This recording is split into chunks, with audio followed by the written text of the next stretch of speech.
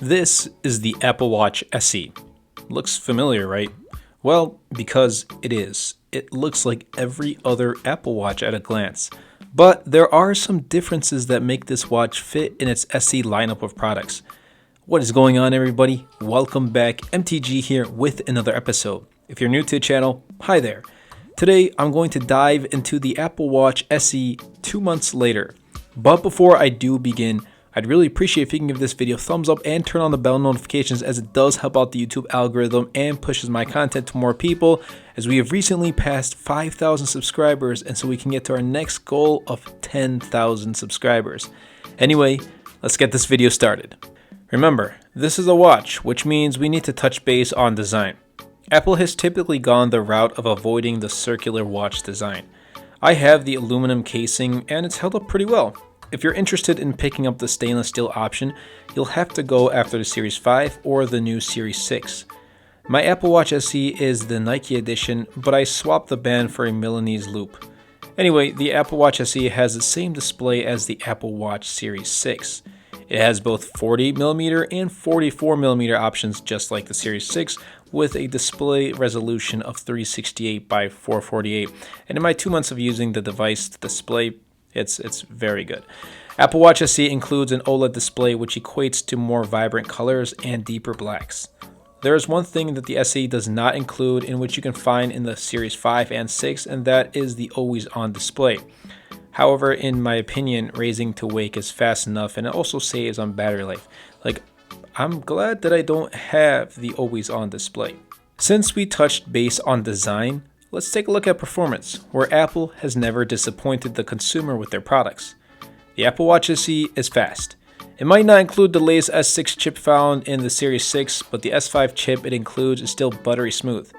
Now the Series 3, what, Series 3? Yeah, I'm talking about that because Apple still sells it. It includes the S3 chip, which has definitely aged, so if you're on the lookout for Series 3, please move on and probably look at the SE as your next option.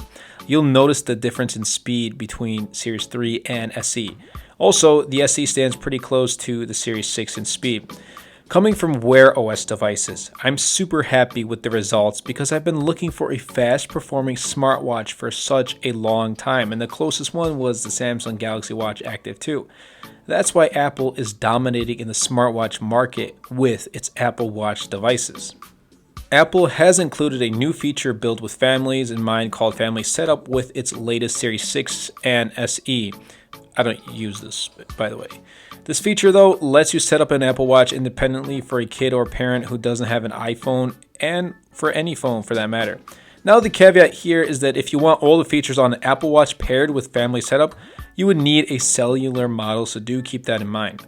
Otherwise, this Family Setup feature does come in clutch, especially for parents who want to gift their children with a watch rather than a phone.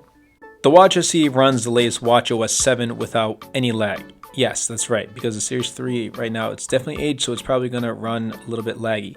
So you'll be getting all the latest features like new watch faces, although some are exclusive to Series 6. And if you go with the Nike edition like the one I have, you're going to get Nike watch faces too. When I say without lag, I really mean it. I really mean the SE does not have any lag whatsoever. Even so, watchOS 7 and the Apple Watch SE work seamlessly with the iPhone, and I'm going to praise Apple for its amazing work with its ecosystem because it's that good. Apple has perfected the hardware and software to work effortlessly together, and other companies are really struggling to keep up. You can't pair an Apple Watch with an Android device, but you can pair a Wear OS device with an iPhone. But when you do that, you won't be getting all the features with notifications and other features too. When we say Apple Watch, health is one of the main things that come to our mind, right? Yeah, but I just haven't been using the watch for its health features. I've had it for more than 2 months, and I just haven't got into using it for those health features. I definitely should, and I will be in the future. Obviously, when I first got the watch, I went ahead and tried out everything it had. The SE includes fall detection, noise monitoring, and emergency SOS. I personally think that emergency SOS and fall detection is super useful because I've heard real-life stories on how fall detection saved people's lives. How about the new oxygen blood level sensor? That is unfortunately only available on the Series 6, so if you are on the lookout for a watch with an oximeter, I mean that's what it's called, an oxygen blood level sensor. If you didn't know, it's called oximeter. Anyway, skip the SE. Otherwise, everything else that makes an Apple Watch is present in the Apple Watch SE. It's important to look at the price when picking up a new product. Now, I personally was hoping that the Apple Watch SE would start at $199, but Apple went ahead and priced it between the Series 3 and 6 at $279 for 40 millimeters and $309 for 44 millimeters. Honestly, the pricing, it's not bad, but it's not terrible either. It's all right. If you're in dire need of a cellular model, it only costs an extra $50 for each model. So $329 for 40 millimeters and $359 for 44 millimeters. Just make sure that before you pick one up, ask yourself, do I carry my phone with me all the time? If yes, you don't need the cellular model. And this is just how I see it. If you ask yourself, do I need the phone all the time? And if you say yes, I carry the phone with me all the time, then you don't need one. Apple is actually aiming for their Apple Watch SE to perform just like the iPhone SE. It is, especially in my opinion, the perfect way and cheaper alternative to enter the Apple ecosystem. Anyway, that about wraps up this video. I hope you guys did enjoy. If you're in the market looking for a new Apple Watch, then the SE is a good buy. $279 for 44 millimeters, like I said earlier, and $309 for 44 millimeters. And that's not too shabby. It's not the greatest, but it's not too shabby. And if you look good enough, you may even find them on sale once in a while. Just remember this. If you're on a budget, don't consider the Series 3. Stay away from it. I don't even know why Apple's selling the Series 3. It's old, it's slow, and it won't be supported much longer. Apple is clearly making sure that they offer their products at all sorts of price ranges to fit any consumer. Like, don't go out there and buy a Series 3 and say, oh, I found a Series 3 for like $100. It's like a 3-year-old device. Like, stay away from it. It's literally at the end of its life cycle. However, Apple Watch SE is the sweet spot, and I'm glad I made this purchase. Let me know down in the comments below.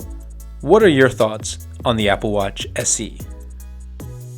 Anyway, everybody, I hope you guys did enjoy this video. If you did, be sure to Superman that like button, comment down below, because with the more interactions we get on this video, not only helps the video and the channel, but also pushes the video out to more viewers.